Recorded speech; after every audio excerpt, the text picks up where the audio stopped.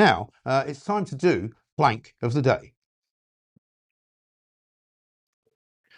And I'm delighted to say that today we are going to nominate a Labour MP, and he's a guy by the name of Oliver Ryan, right? Oliver Ryan is proud Labour Member of Parliament for Burnley. I'm told that he's not very popular in Burnley. Quite a lot of people don't really like him. But he got stuck into Nigel Farage at the back end of last week and into the weekend because a leader of Reform, Nigel Farage, says calls to ban X in the UK are appalling because, of course, Keir Starmer thinks that one of the things that he wants to do and one of the things he should do is to somehow put even more restrictions on free speech. And the reasoning being that on X, lots of people have been making images which are not particularly pleasant. Some of them are sort of funny, some of them are not funny. I haven't seen anything particularly outrageous. I've seen lots of pictures of Keir Starmer in a bikini, which, while it's pretty upsetting, doesn't really spoil my breakfast. It doesn't really make me worry about it. Lots of people also asking for other women to be put in bikinis, which has upset them. And apparently some people have been creating what can only be described as some pretty disgraceful sexual images, some including children. But as others have pointed out, it's possible to do that with Photoshop. It's possible to do it with all manner of other different, editing tools. And, Grok and X are not the only ones to do it. But Oliver Ryan decided to say this and have a pop at Nigel Farage. He says, "Let's have it right, Nigel. If any other online platform was generating sexually explicit images of children and women, you'd want it restricted. But this one is MAGA endorsed and pays you thousands to post on it. Honestly, this man would sell his granny for a tenner."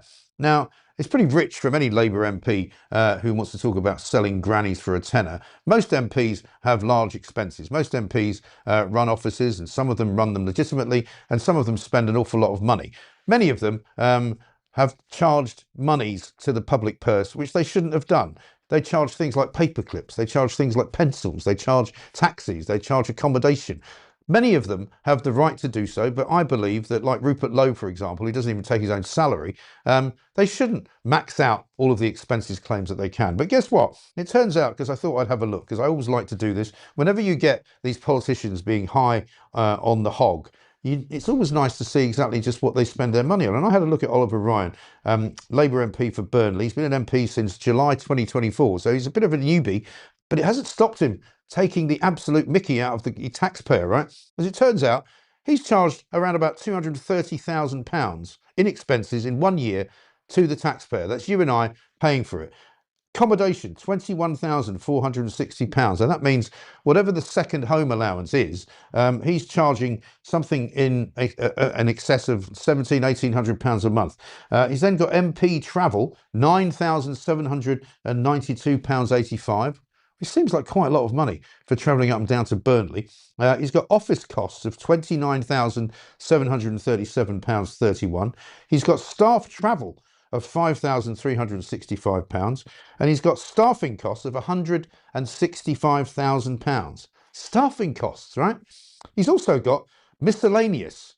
Now, I don't know what miscellaneous could be, because if you've got staffing covered, you've got travel covered, you've got office costs covered, you've got accommodation covered, what could be the miscellaneous £3,000 other than an allowance which you're allowed to claim for without necessarily having to say exactly what it's for? So, Oliver Ryan, I'm afraid you are plank of the day. But it gets worse, because it's not just the money.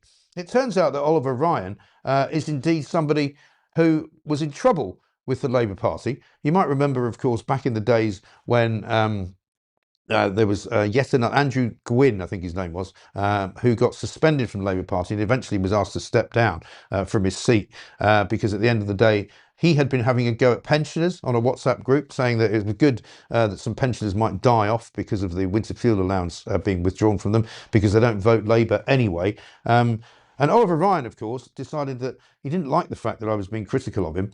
So he decided to have a go at me. And he goes, LOL, laugh out loud, the concrete growing guy is still going. So when I asked him whether or not he would be able to supply me with a reason why he'd spent £3,000 on a miscellaneous arrangement, he couldn't answer, I'm afraid. But if you look at the statement that he put out, I think we can get it up there on the screen. If you look at the statement that he put out, I can read it to you. This is the man who had made offensive comments in a WhatsApp group, which included racist remarks about Diane Abbott and sexualised comments about Angela Rayner. And when he was found out this clown put this post on social media. He said, between 2019 and early 2022, I was a member of a WhatsApp group by my MP and former employer, Andrew Gwynn. Some of the comments made in that group were completely unacceptable, and I fully condemn them. I regret not speaking out at the time, and I recognise that failing to do so was wrong. I did not see every message, but I accept responsibility for not being more proactive in challenging what was said. I also made some comments myself, which I deeply regret and would not make today, and for that I wholeheartedly apologise.